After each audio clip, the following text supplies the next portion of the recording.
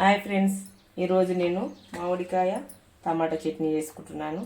చూడండి, దానికి కావాల్సింది టమాటాలు, మామిడికాయ ముక్కలు, పచ్చిమిర్చి, ఉల్లిగడ్డ, జీలకర్ర, పసుపు, కరివేపాకు, ఉప్పు. ఒకసారి స్టవ్ ఆన్ చేసుకొని ఒక ప్యాన్ పెట్టుకుందాం. ఇట్లా పెట్టుకొని కొంచెం వేడైన తర్వాత ఈసారి చూడండి, మామిడికాయ తోటి టమాటా చట్నీ సూపర్ టేస్ట్ ఉంటుంది. మీకు నచ్చితే కన్నా ఒకసారి చేసుకొని చూడండి. మీకు నచ్చుతుందని నేను అనుకుంటున్నా. ఒక స్పూను నూనె వేసుకొని పచ్చిమిర్చి కడిగి పెట్టుకొని మన హీట్ అయింది కదా, ఇది ఆయిల్, ఇది ఒకసారి మిరపకాయలు వేసుకుందాం.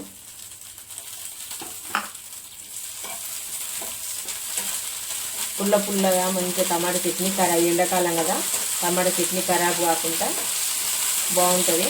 ఒకసారి ట్రై చేయండి, టేస్ట్ బాగుంటుంది. చూడండి, ఇట్లా మంచిగా పండుగ వేపుకోవాలి. నూనె మంచిగా దీనికి కారం అంతా మగ్గే వరకు ఇవి మొత్తం తగ్గాలన్నట్టు. ఇక అయిన తర్వాత మనం స్టవ్ కొంచెం చిన్నగా చేసుకొని ఒక గిన్నెలోకి తీసుకుందాం. ఇలా టమాటా వేసుకుందాం. ఒక కప్పు టమాటా వేసుకొని కొంచెం నూనె వేసుకుందాం. కొంచెం నూనె వేసుకొని మంచిగా టమాటా ఇట్లా మగ్గే వరకు కలుపుకోవాలి. చూడండి, ఒకసారి ఇట్లా ట్రై చేయండి, మీకు నచ్చుతుంది, కంపల్సరీ నచ్చుతుంది. ఇంత బాగుంటుంది అసలు. ఇట్లా మామిడికాయల సీజన్ వచ్చినప్పుడు రకరకాలు చేసుకొని మనం తిన్నామనుకో, అసలు ఎంత బాగుంటుంది. మా అమ్మ అయితే చిన్నప్పుడు వెరైటీ చట్నీలు చేసి పెట్టేది. ఇప్పుడు ఓపిక లేక, చట్నీలు లేక నూనె ఇంత నూనె పోసుకొని కూరలు చేసుకోవడమే మనకు ఇష్టమైంది. కానీ అసలు నూనె ఎక్కువ పోసుకొని ఆ కూరలు చేసుకుని దానికన్నా ఈ టేస్ట్ బాగుంటుంది. ఆయిల్ తక్కువ పడుతుంది, మనకు టేస్ట్ బాగుంటుంది.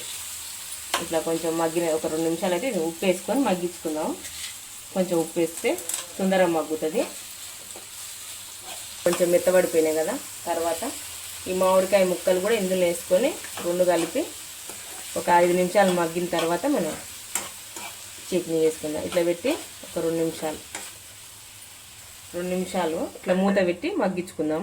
2 నిమిషాల తర్వాత చూద్దాము ఉడికినాయేమో. ఇట్లా వావ్, ఇట్లా మగ్గినాయి కదా. చూడండి, టమాటా మామిడికాయలు మగ్గినాయి కదా. తర్వాత కొంచెం ఉల్లిగడ్డ వేసుకుందాం. ఉల్లిగడ్డ వేసుకొని కొంచెం పసుపు వేసుకుందాం. తర్వాత కొంచెం కరివేపాకు వేసుకొని ఇవన్నీ ఒక 2 నిమిషాలు బాగా మళ్ళీ ఉల్లిగడ్డ మగ్గాల్సిన అవసరం ఏం లేదు. కొంచెం 2 నిమిషాలు ఇట్లా ఉంచేసుకొని మనం మళ్ళీ మూత పెట్టుకొని 1 నిమిషం తర్వాత మళ్ళీ తీసేసుకుందాం. చూడండి, ఇట్లా చూద్దాము. 1 నిమిషం అయింది. చూడండి, ఇట్లా అయింది కదా. ఇంకా దించేసుకొని మనం కొద్దిగా 1 నిమిషం ఆరిన తర్వాత మనం చట్నీ చేసుకుందాం. చూడండి, ఇట్లా ఆరిపోయింది. తర్వాత మనం చట్నీ చేసుకుందాం. మిరపకాయలు ఉన్నాయి కదా, ఇట్లా రోట్లు వేసుకొని కొంచెం జీలకర్ర, ఉప్పు,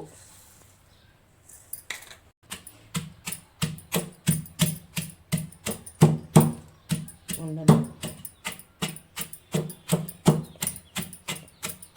ఇట్లా మనం వేసుకుందాం. కొద్దిగా ఎల్లిగడ్డ వేసుకుందాం. ఎల్లిగడ్డ కొంచెం ఎక్కువ వేసుకొని టేస్ట్ బాగుంటుంది. మనం ఎప్పుడు ఏదో ఒక చట్నీ వెరైటీగా చేసుకొని తింటే పిల్లలకు నచ్చుతుంది, మనకు బాగుంటుంది. ఊకే చేసిన కూరలు వేసి ఫ్రైలు చేస్తే ఆ ఫ్రైలల్లో ఆయిల్ ఎక్కువ కావాలి. ఫ్రైలు తింటే ఇప్పుడు ఏం బాగుంటుంది, మొత్తం హెల్త్ బాగుంటలేదు కదా ఈ ఫ్రైలు తినకూడదు. అందుకోసమనే కష్టమైన చట్నీ చేసుకోవాలి.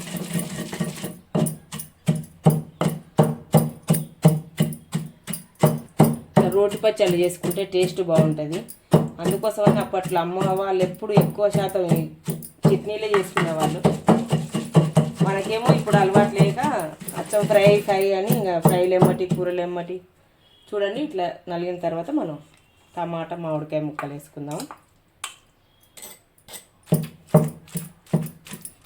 ఇలా వేసుకొని ఒకసారి మనకు ఉప్పు సరిపోయిందో లేదో మనం ఒకసారి చూసుకుందాం. ఇట్లా చేసుకోవడం వల్ల ఎంత బాగుంటుందో అసలు, టేస్ట్ బాగుంటుంది. మా పిల్లలకు కూడా ఇట్లనే చేయి మమ్మీ అంటారు. చట్నీలు నేను చాలా చట్నీలు చేస్తుంటా కానీ ఇంకా మీకోసమని వీడియోలు పెట్టలేదు. ఈసారి నేను ప్రతి చట్నీ చేసినప్పుడల్లా మీకు పెడతా. ఈసారి చేసుకొని చూడండి, మీకు నచ్చుతుంది.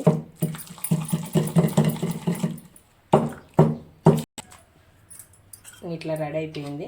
ఇట్లా అయిన తర్వాత ఒక గిన్నెలోకి తీసుకుందాం.